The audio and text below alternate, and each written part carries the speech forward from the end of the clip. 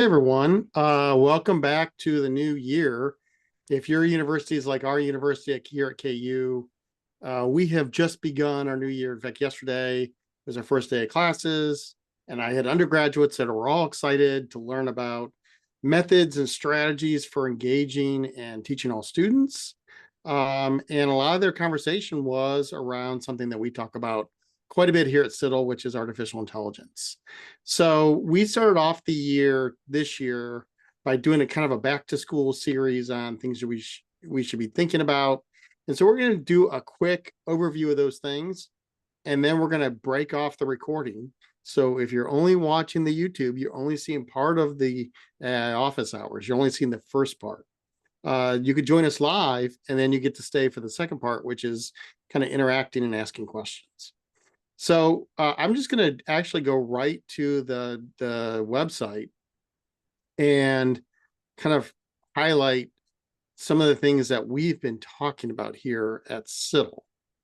And at the middle of it, I'm sorry. So so the three-part series that we kind of put together here, actually, I was the lead author on these. So blame me, ask questions, etc. But we wanted to put together a three-part series talking about the future of AI. We know right now that the White House and others see AI as critical to the future. We, for a long time here at CIDDL, if you've been following us, know that we've been talking about AI for a long time. And if you joined us a couple weeks ago in DC at the plenary session, we talked a great deal about artificial intelligence, how it's going to kind of change the future.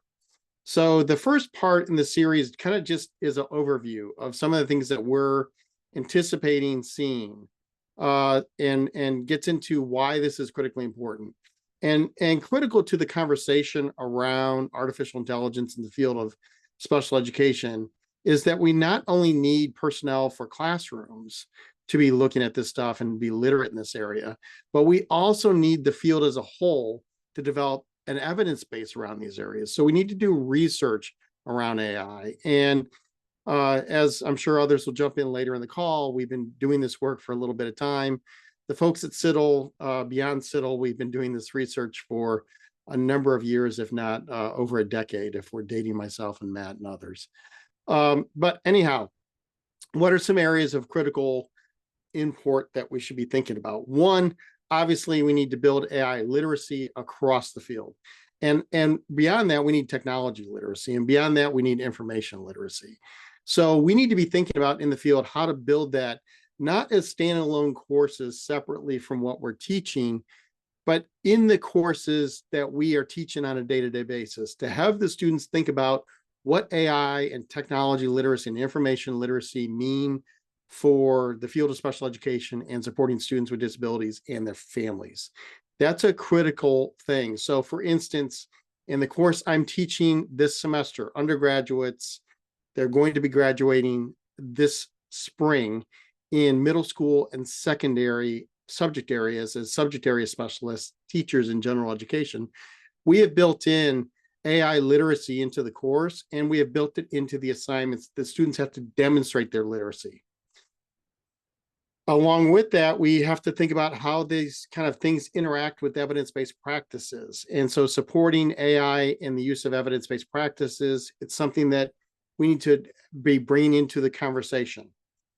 We also need to be thinking about ethics and privacy as a whole and what it means to use these things not only in our personal lives, but our professional lives. And obviously, as we deal with student data, it's a critical thing, knowing that the privacy requirements already established by the federal government stand true, and that there may be local policy within your school district that also stand true. So what does that all mean? What's it mean for special educators? What's it mean for researchers?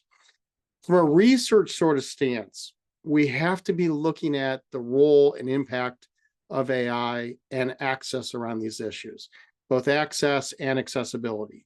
So some of the things we're doing here actually jump into the idea of validating ways to evaluate AI. So what we're doing at CIDDL behind the scenes is going through the validation process.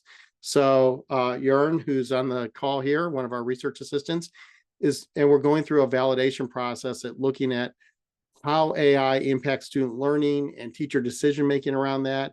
And so looking at frameworks to go through that validation process so that we can actually measure this impact on learning and access. Then we kind of get into AI collaboration and decision-making. That goes right with Teddy, another one of our research assistants that is dealing with human AI agency, which we have another series that's coming out. 2 parts are out. There's more parts coming on human AI agency.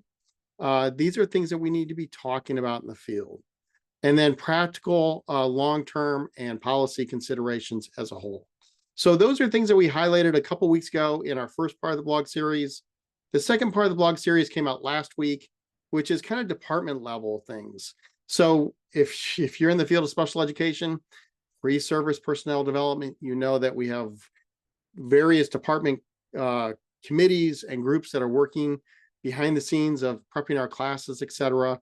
If you're a department chair or a committee chair or a committee member or just a faculty member, encourage conversations around these topics in your role, in that role. So what it means to talk about AI literacy across the curricula, having human AI kind of collaboration. We often talk about human in the loop here at CIDDL and what that means and what these models look like.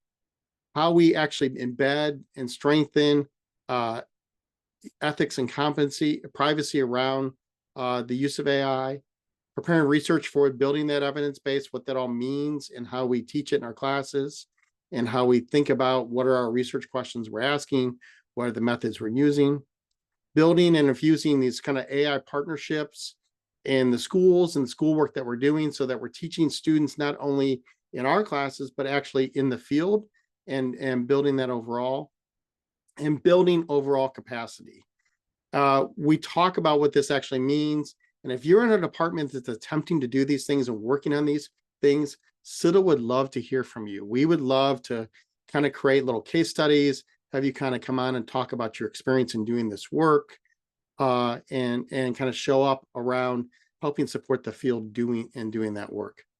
So the third part of the series that just launched today are kind of more hands-on practical things that individual faculty members could be doing in their classroom, such as embedding AI into the syllabi and what you could do to support that. And what I kind of wanted to come up with here is kind of low-level, sort of low-lift things that could be done.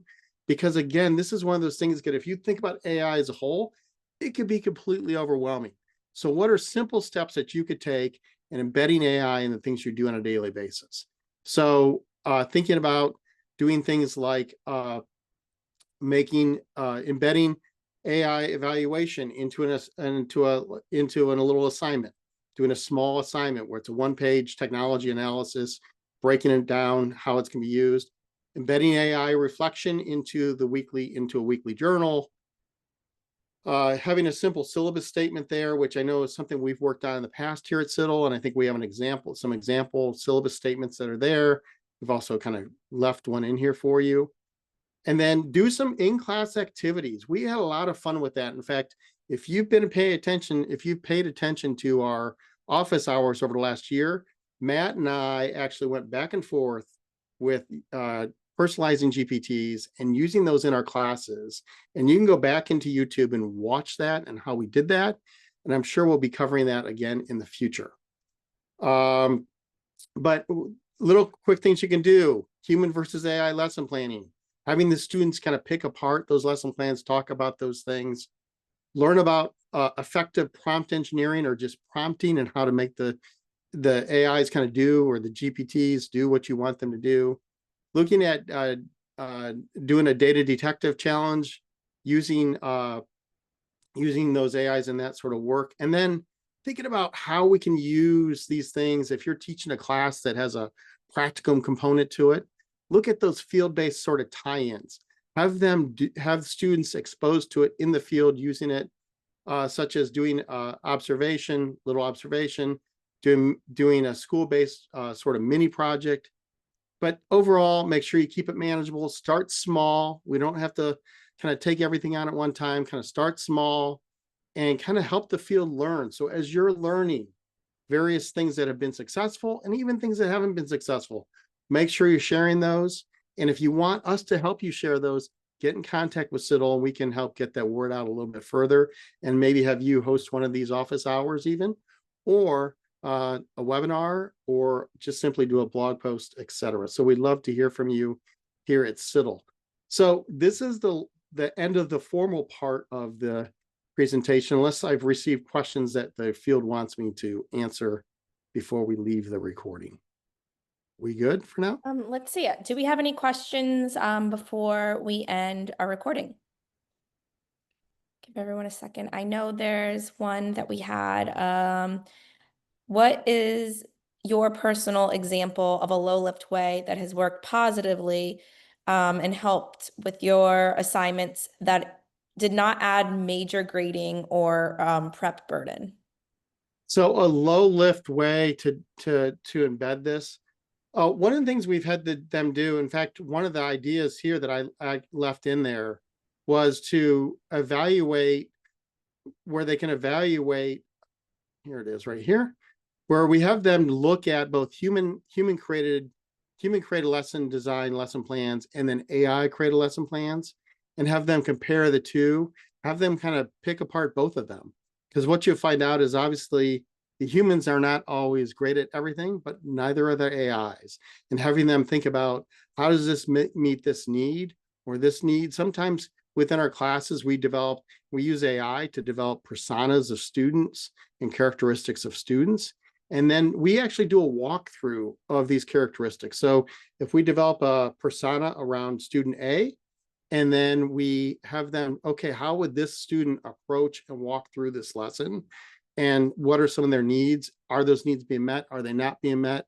How might we redesign to make sure those needs are met? So that's a really low lift sort of way to do it. And it's done in class, and it doesn't require a lot of pre-planning. You can actually have AI help with the pre-planning of personas, etc. All right. And one other one, which we always kind of circle back to, but how can you ensure that AI supports rather than replaces the professional judgment or individualized decision making that are central to teaching students with disabilities?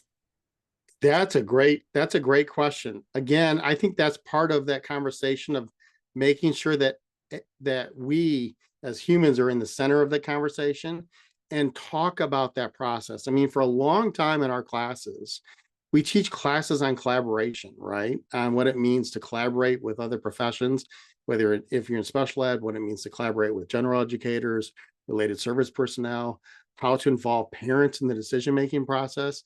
This is another one of those conversations that we need to bring forward, which is, okay, now we're bringing this other sort of tool into this process that has some level of agency.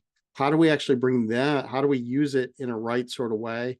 What's worked, what's not worked, and think about that. And we actually have, I think, some resources on CIDDL, but we have more resources kind of coming out around those topics. So that's a great question too. All right. Any other questions? Great. Well, thanks for joining us. We're going to stop the recording here. You can always go back to our YouTube channel to rewatch our office hours, and we will always have a follow-up blog post that goes over everything we discussed today.